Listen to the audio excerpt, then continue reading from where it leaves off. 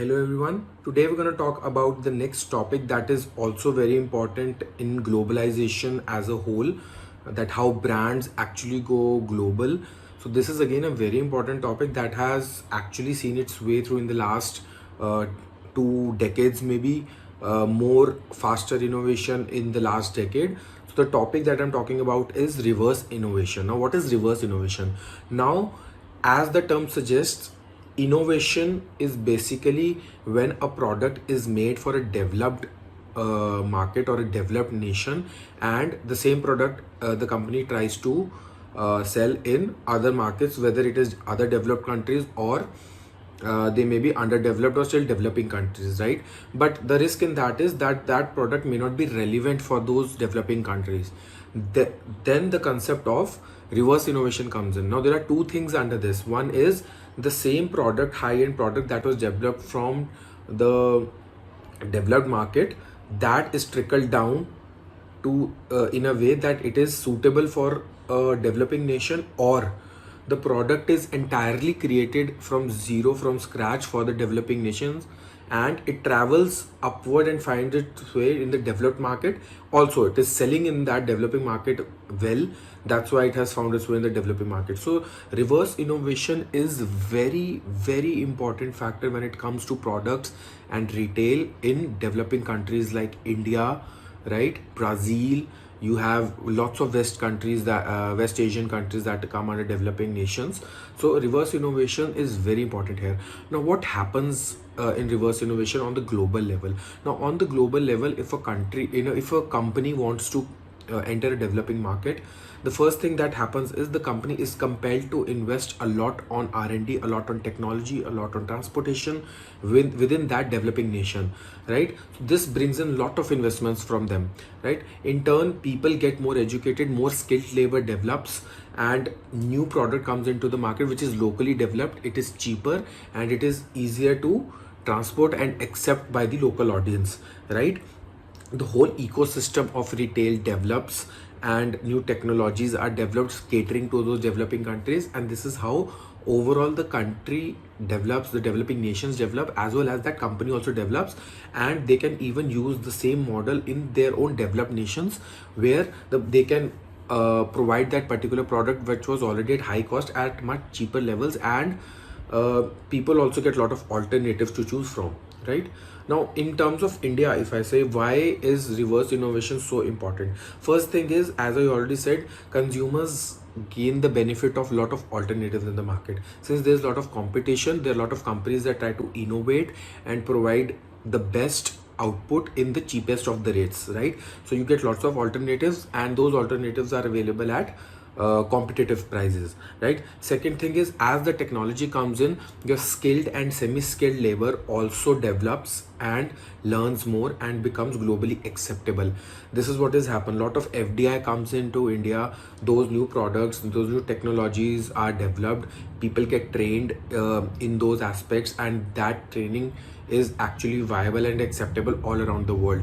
That's how the training and skills also become global and are not only locally accepted, right? Other thing, because these products are affordable, they can reach to not just the tier 1 cities. These products are relevant to tier 2 and tier 3 cities also, where the large chunk of population is there who wants to spend money but in a limited scenario, and they want to get the product so that they can fulfill their lifestyle, right? So this opens the opportunity for local vendors, right? Local distributors, local retailers, and that overall strengthens the market. Remember, when recession hit the world, it is India that is remained sustained even through those crises, even through COVID, because of these local mom and pop stores, local kirana stores, local small businessmen that are there in tier 2 and tier 3 cities, that never let the economy die, right? So this is really important in countries like India. Now this video is going to be completely filled with lots and lots of examples. So let's start with the major innovations that have impacted especially countries like India, and are the greatest examples of reverse innovations, right? First one that I'm going to talk about is Tata Nano.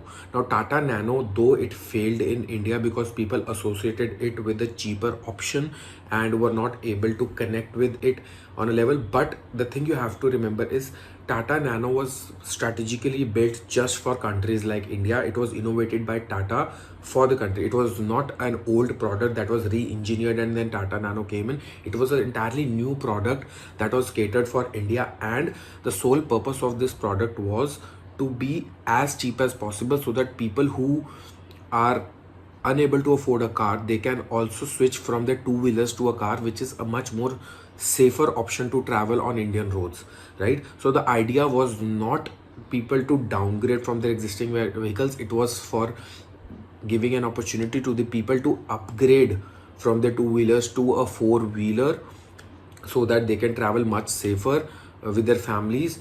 And because people were traveling with four people sitting, two children, wife, and the person himself sitting on the bike, a lot of road accidents, death. So it was a very good initiative which actually got failed. Later Tata really tried to revive it over the years, but it was such a big launch, such a big innovation at that time, that countries like Brazil also wanted to export nano in their country, because this is how it was created, right? Another example, GE. Now GE created a very cheap alternative to the very costly ECG machines, echocardiogram machines, that are usually used for heart diseases, heart condition people. So ECG is the first thing that people have to do.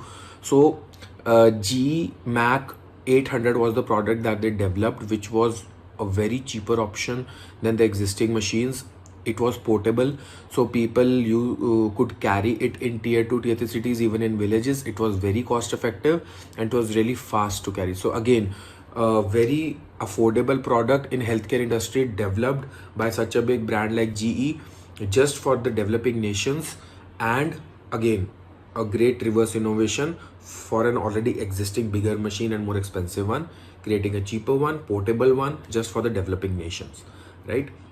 Third one, very interesting one, Procter and Gamble's Vicks Cuff candy, that Cuff honey candy, right?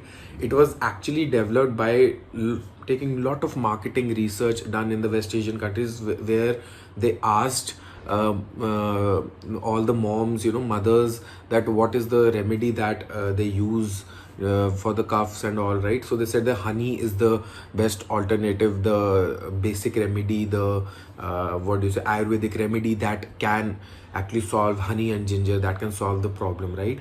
And it is much more cheaper than the expensive cough syrups, right? So Procter and Gamble developed Vicks cough drop honey candies. That was an instant hit even in Europe and America, right? So that thing was developed for countries like India, and it traveled to the developed nations like America, and there also it was a successful product. Again, a very good example of reverse innovation.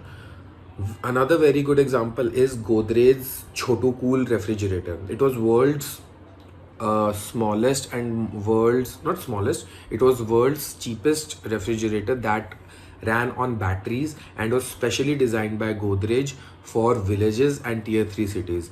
Now this compact refrigeration system allowed people to really buy a refrigerator in affordable prices and basically use it in hot and humid and arid climate conditions like India, right? So this was a very successful product that found its penetration in the villages, in tier 3 markets, among local vendors, local shop owners that who wanted to put beverages there, keep them cool for selling. So instant hit, developed just for countries like India, developing nations, and innovation, affordability, and distribution. Great example, right? Tata again came with a very good product known as Tata Swatch. That was again world's cheapest water purifier, catered to again huge population with money constraints, right? So Tata Swatch was a product that promised to work for one complete year to provide fresh drinking water, filtered drinking water to a family of 4 for as long as 1 year. So again, a very successful product. It was the world's cheapest water purifier. Now they have a lot of models, expensive models also, that come under that brand name. But yes, it was one of the greatest innovations that was done for the developing nations. Again, a very good example of reverse innovation, right? Another very good example is kurkure. Now, kurkure we all have eaten. It was a flavor that was developed, a snack that was developed by PepsiCo just for the West Asian countries, catering to their tastes and demands. And today, more than 700 crore worth of market, completely successful product in India. Initially, they even launched it in 3 rupees packet in collaboration with the Indian Railways. So that's how they created brand recognition for it, brand acceptance for it. But again, a product just for the developing nations and catering to their demands, their tastes, right? Coca-Cola also came up with another product known as Eco Cool.